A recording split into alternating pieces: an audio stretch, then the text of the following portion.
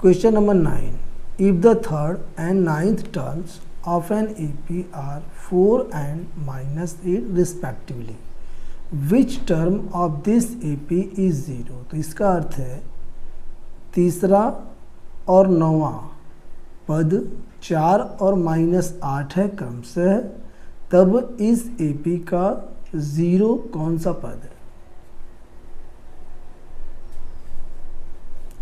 तो यहाँ पर हमें गिवन है थर्ड टर्म, यहाँ पे हमें दिया हुआ है third term is equal to 4 और फिर हमें दिया हुआ है नाइन्थ टर्म,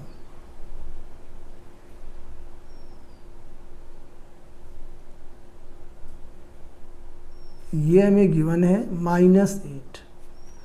तो थर्ड टर्म को हम लिख सकते हैं A3 इज इक्वल टू 4 या A plus 3 minus 1D is equal to 4, A plus 2D is equal to 4, equation number first. इसी प्रकार नाइन्थ टर्म को हम लिख सकते हैं A9 इज इक्वल टू -8, तो ये हो जाएगा A plus n minus 1D is equal to -8, A plus 9 में से बन जाएगा 8 आ जाएगा, 8D is equal to -8, equation second.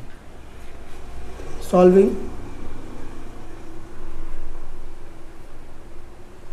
First and second, A plus 2D is equal to 4 and A plus 8D is equal to -8। Minus करने पर sign change हो जाएगा, माइनस माइनस प्लस कैंसिल हो जाएगा। 8 में से 2 यहाँ पे माइनस होगा तो माइनस का 6D आएगा इज इक्वल टू 8 और 4 को ऐड करेंगे आ जाएगा 12, तो D is equal to 12 upon -6, तो D की वैल्यू यहाँ पर आ गई -2। अब इसके आगे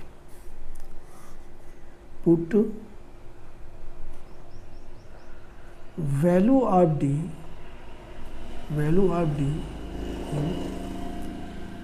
इक्वेशन फर्स्ट इक्वेशन हमारे पास है A प्लस 2D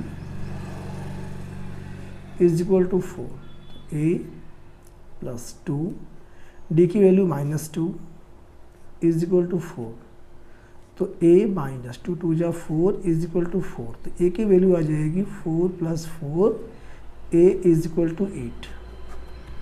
अब यहाँ पर हमें ये बताना है कि कौन सा टर्म 0 है, तो यहाँ पे हमें दे रखा है, इसके लिए फार्मूला होता है an is equal to A plus an minus 1D। an पहले मालूम है 0, फर्स्ट टर्म 8 प्लस n की वैल्यू पता नहीं है n माइनस 1, D हमें मालूम है -2।